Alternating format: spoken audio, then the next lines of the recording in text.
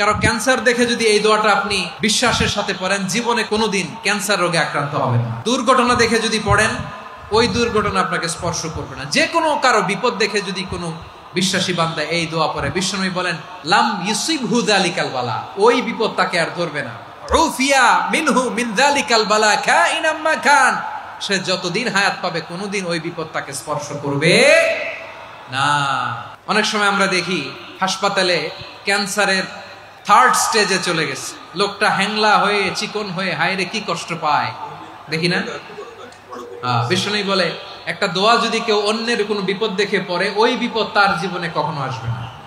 দুর্ঘটনায় মানুষের মাথা একদিকে, দেহ আরেকদিকে, ব্লিডিং, এরকম হয় না?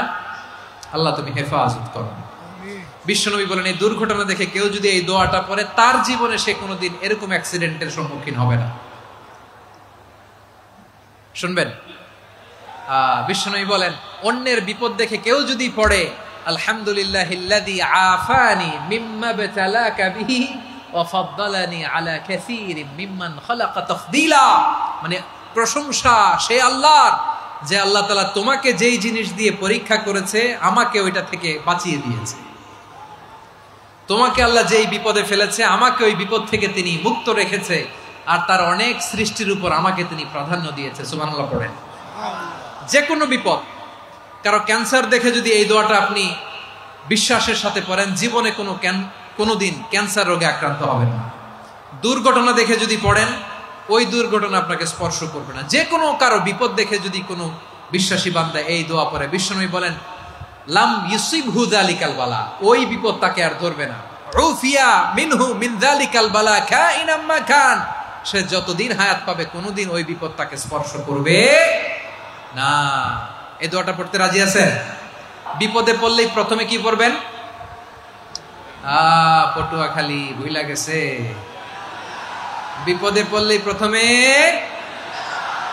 ইন্না লিল্লাহ কি বলে নিজেকে আল্লাহর কাছে সঁপে দিতে হয়, হাসবুনাল্লাহ। চরম বিপদে দেয়ালে পিঠ থেকে গেছে, তখন লা ইলাহা ইল্লা আনতা সুবহানাকা ইন্নী কুনতু মিনাজ জালিমিন। এরপরে লা ইলাহা ইল্লাল্লাহুল আযীমুল হালিম, এই দোয়া। আকস্মিক বিপদ, হঠাৎ যেন কোনো বিপদ আমাকে পেয়ে না বসে, এটার জন্য বিসমিল্লাহিল্লাযী লা ইয়াদুররু মা ইসমিহি শাইউন ফিল আরদি ওয়ালা ফিস সামাই ওয়া হুয়াস সামিউল আলিম। সকালে 3 বার, রাতে 3 বার।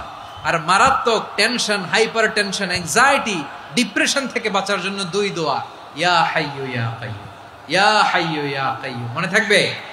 আর আল্লাহুম্মা ইন্নী আবদুক, এই দোয়া।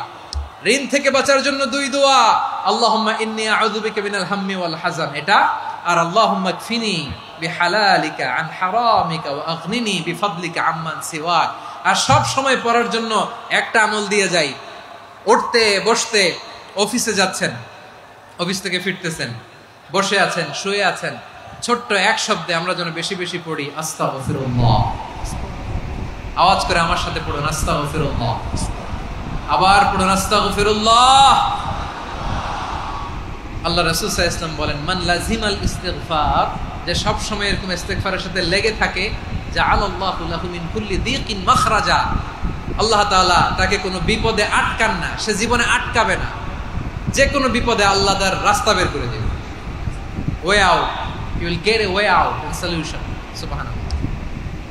ওয়া মিন কুল্লি হাম্মিন ফারাজা, দুশ্চিন্তা মুক্ত হবে। ওয়ায়ারযুকহু মিন হাইসু লা ইয়াহতাসিব, এমন জায়গা থেকে আল্লাহ রিজিকের বন্দোবস্ত করবে যেটা সে কল্পনাও করে নাই। আওয়াজ করে পড়েন সুবহানাল্লাহ।